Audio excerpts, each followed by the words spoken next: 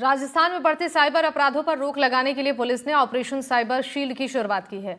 प्रदेश भर में cyber crime के प्रति जागरूकता के लिए अभियान चलाया जा रहा है। ऐसे में साइबर क्राइम डीजी हेमंत पारदर्शी ने एनडीटीवी से खास बातचीत की और प्रदेश भर में चलने वाले साइबर शील्ड के बारे में बताया। उन्होंने बताया कि 2 जनवरी से 31 जनवरी तक अभियान चलेगा, जिसके तहत साइबर अपराधों पर अंकुश लगाने का काम किया जाएगा। ऑपरेशन साइबर शील्ड के बारे में और क्या खास है, इस पर हमारे इनपुट एडिटर सुशांत पारिक ने cyber crime DG Hemant Priyadarshi से खास बातचीत की है।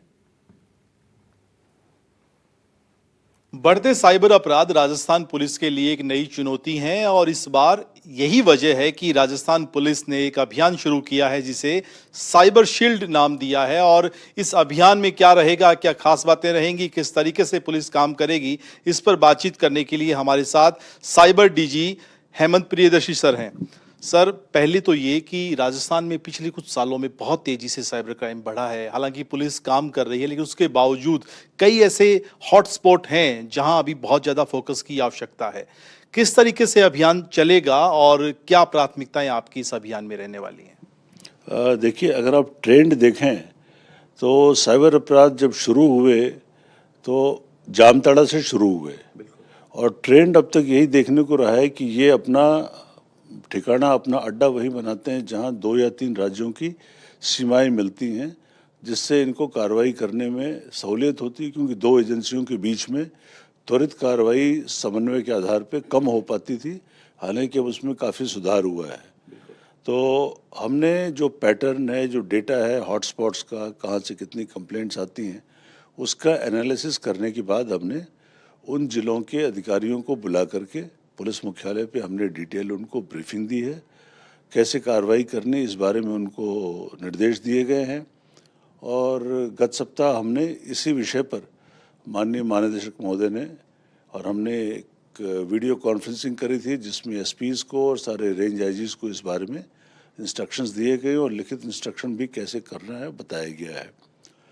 मुख्य तौर पे हम 4-5 चीज़ों पर फोकस कर रहे हैं जी।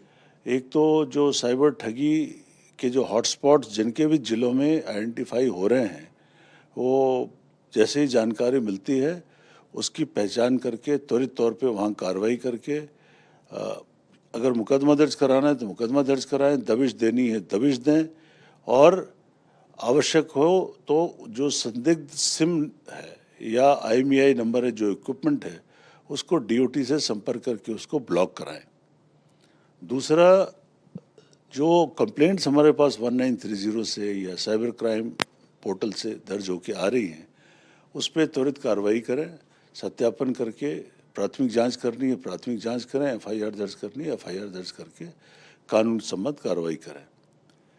तीसरा, हमने शुरू किया है कि अवेयरनेस के लिए इस पूरे अभियान के दौरान 2 बार जो है मैसिव ड्राइव करेंगे अवेयरनेस के लिए, जिसमें ये CLG मेंबर से और हमारा पब्लिक आउटरीच का जो भी कांटेक्ट पॉइंट है, सुरक्षा सखी हैं, पुलिस मित्र है, तो उनके साथ मिलकर के अवेयरनेस के बारे में उनको जागरूक करेंगे।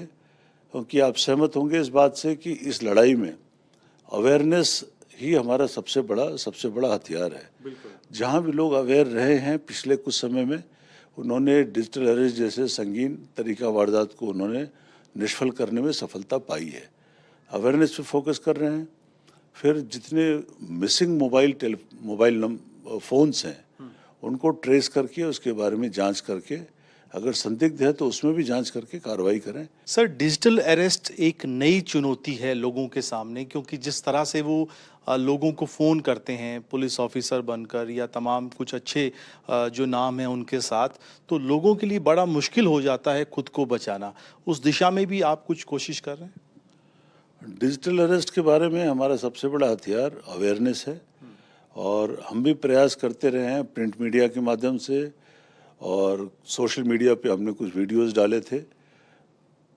करीब 2 सप्ताह पहले I4C ने 3-4 बहुत अच्छे वीडियो क्लिप्स इससे बनाए हैं, जो हमने हमारे सारे SP से शेयर किए हैं और उनसे रिक्वेस्ट किया है कि अपने संबंधित डिस्ट्रिक्ट मजिस्ट्रेट से संपर्क करके सिनेमा हॉल्स में इसको एग्जिबिट कराएं। मेरे पास जो जानकारी है, लगभग सारे जितने भी इम्पोर्टेंट डिस्ट्रिक्ट्स हैं, सब जगह ये कार्रवाई चल रही है कि सिनेमा थिएटर्स में इन वीडियोस को दिखाया जा रहा है। ये बहुत अच्छी क्वालिटी के बने और 1 मिनट से कम के हैं। पिछले महीने माननीय प्रधानमंत्री जी के मन की बात में भी उन्होंने कहा था कि डिजिटल अरेस्ट नाम की ऐसी कोई चीज़ नहीं है। आपके माध्यम से मैं फिर लोगों को कहना चाहूँगा, कोई भी एजेंसी टेलीफोन करके कंप्यूटर के ऊपर, मोबाइल के ऊपर न तो अरेस्ट कर सकती है, न कोई जुर्माना आपके ऊपर लगा सकती है। भय से निकलें, जिन पे विश्वास है उनसे साझा करें। जैसा उन माननीय प्रधानमंत्री जी ने भी कहा, रुको, सोचो और कार्रवाई करो। तो ये मैं लोगों से अपील करूंगा, ठंडे दिमाग से सोचें, अपने हित मित्रों से साझा करें और स्थानीय पुलिस में संपर्क करें।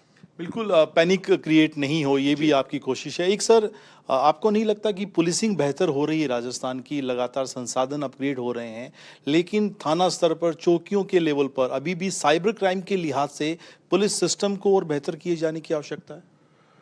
ये जो चुनौती है साइबर क्राइम की, बहुत तेज़ी से उभर के सामने आई है और इसमें हमें भी बहुत काम करने की आवश्यकता है, अपने स्टाफ को अवेयर करने की और उनको प्रशिक्षित करने की।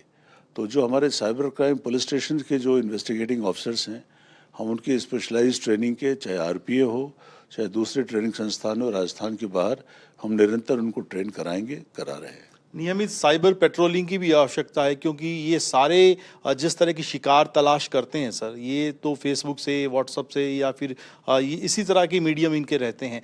तो साइबर पेट्रोलिंग रेगुलर रहे, इस दिशा में भी कुछ कोशिश?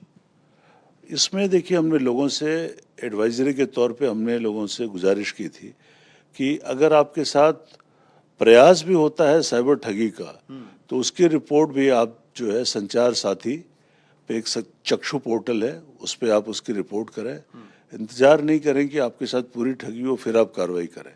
अगर आपको लगता है संदिग्ध है, एक अनएक्सपेक्टेड कॉल है, इंटरनेशनल कॉल है, तो स्क्रीनशॉट लेकर के आप उसको शेयर करें, ताकि उन संदिग्ध नंबरों की पहचान हो सके और उनके खिलाफ कार्रवाई हो सके। बीच में बदमाशों के घरों पे बुलडोजर भी चले थे। मैं उसके बारे में अभी कुछ नहीं कह पाऊंगा, लेकिन जो भी विधि सम्मत कार्रवाई है बिल्कुल करेंगे। जो नए कानून आए हैं अभी बीएनएस में भी, इस तरीके के संगठित अपराध जो हैं उनकी संपत्ति फॉरफिट करने की, जब्त करने के बड़े सख्त प्रावधान हैं और जहां भी आवश्यक होगा हम उसके हिसाब से कार्रवाई करेंगे। बिल्कुल डीजी सर बता रहे हैं कि एक बहुत ही साधारण सा जो कॉल है वो आपको परेशान कर सकता है, आपकी संपत्ति को नुकसान पहुंचा सकता है, आपकी जमा पूंजी जो है वो खाते से निकाल सकता है। तो सबसे जरूरी चीज़ है अवेयरनेस। उस दिशा में पुलिस कोशिश कर रही है। आप भी सजग बने रहिए और बहुत सारे ऐसे जो हैं अभियान पहले भी चले हैं, आगे भी चलेंगे, लेकिन सबसे ज़्यादा जरूरी चीज़ आपकी सजगता है। कैमरामैन जसराज के साथ सुशांत पारिक, एनडीटीवी, जयपुर।